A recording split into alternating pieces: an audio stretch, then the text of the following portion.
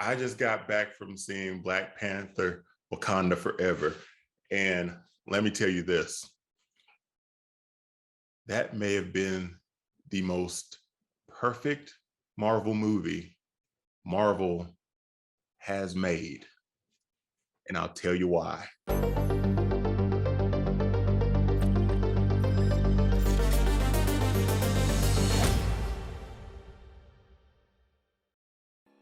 So, ladies and gentlemen, welcome to All Star Fandom.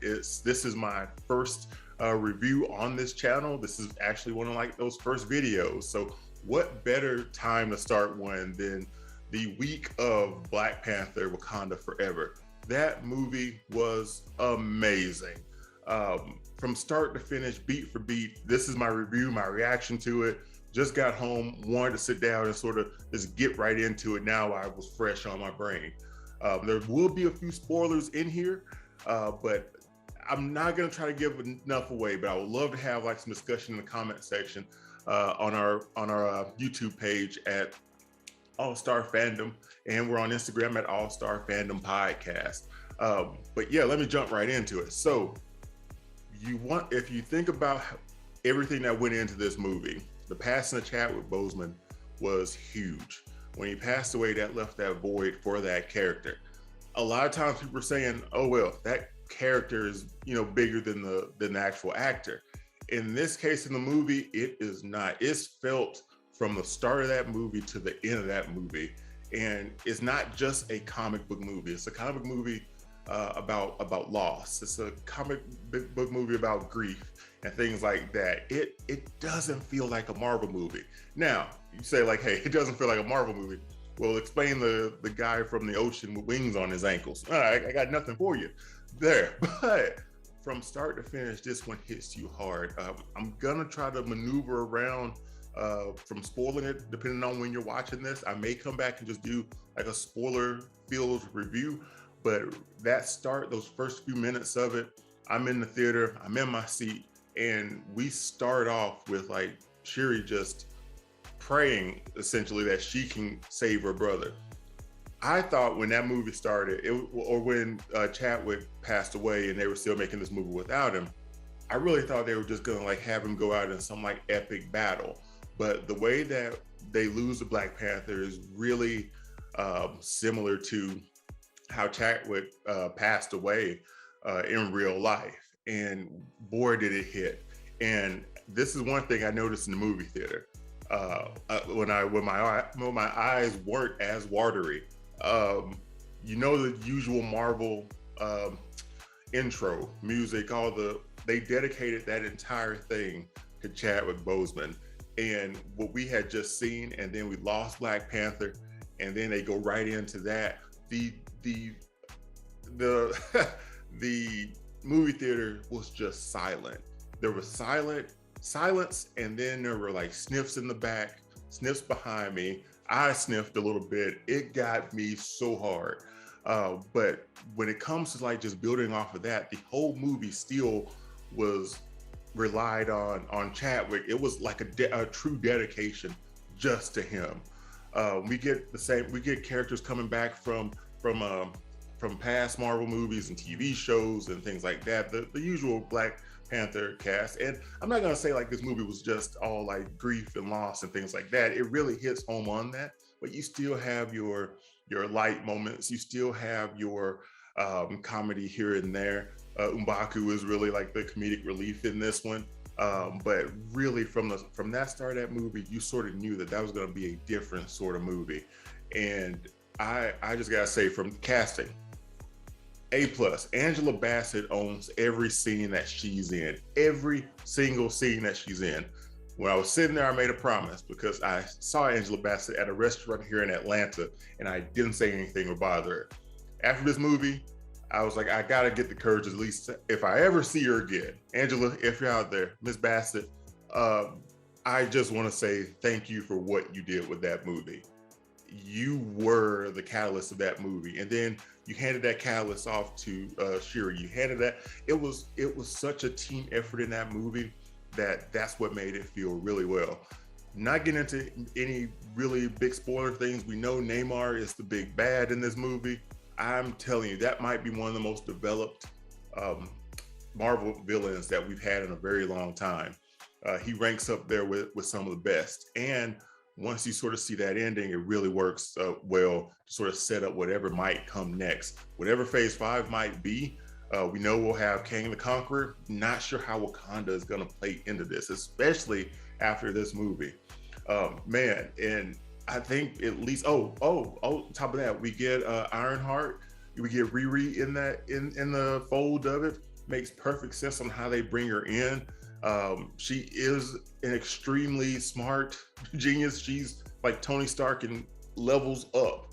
Because I think I remember in the comic books, her idea was always like make an Iron Man suit, but she wanted to always make an Iron Man suit better than Tony Stark. And I think they might have accomplished that. It's like Wakanda tech. I mean, you can't go wrong with that. But then from that beginning of the movie, you know that we're going to get a Black Panther, a new Black Panther. And I know there were like rumors around like, you know, maybe Shuri wasn't going to be, but it wouldn't have made any sense if it wasn't her. It's still a family line to that. And that family line, again, no spoilers, but that family line, you're going to see some things happen within that really, really drive the points home from the entire movie and maybe, and even beyond that. I'm just going to jump down towards the ending because the ending, it felt very like the last Spider-Man movie, where there's a lot of loss and then there's a lot of anger and then there's someone saying like, hey, don't be this person. There's a few surprises in there too, a few returning faces that we didn't think we were gonna see. But at the end of the day, that the fighting was great. Anytime you can sort of see those warriors sort of battle it out with, you know, the Wakandans versus Namor's people of the sea. And let me tell you, I'm gonna go back to Namor. Namor and his squad are solid. They're rolling up on whales and and there was one whale like just flipped his tail and like launched like 2 people onto the Wakanda ship. It was insane. And I think the way that they're always doing this with Marvel is like these little Easter eggs here and there. I know that we're already on that road to the mutants, especially with Miss Marvel recently in their TV show. So I'm looking forward to see where that lands. I'm looking even more forward to see where this movie goes as well. Again, a movie of grief, of loss, triumph in the end, overcoming that hate that filled that you couldn't do anything to save your brother or you couldn't do anything to save your son, and it was just there. It's a good runtime too, about 2.5 hours or so. Okay, this might not be a spoiler, but this is just a bit of advice about this. I'll say it as advice and then we'll move on. But at the end of the movie, there's only one post-credit scene, and the one post-credit scene really makes you